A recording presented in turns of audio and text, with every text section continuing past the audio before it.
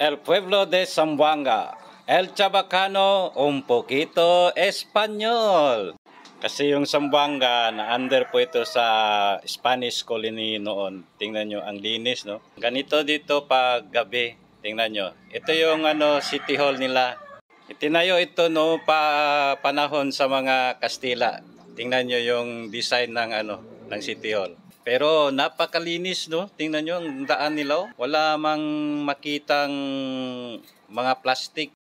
Kahit sa loob ng city, napakalinis. Tingnan nyo, pag-araw. Oh, nang linis ng lugar nila.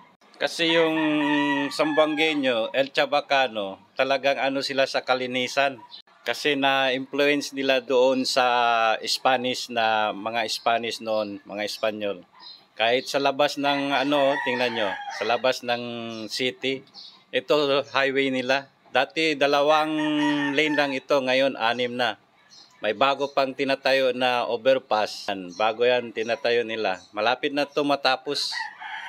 Siguro next year tapos na ito. Dito naman sa labas ng paggabi sa may Boulevard sa coastal area. Ganito paggabi. Ang saya.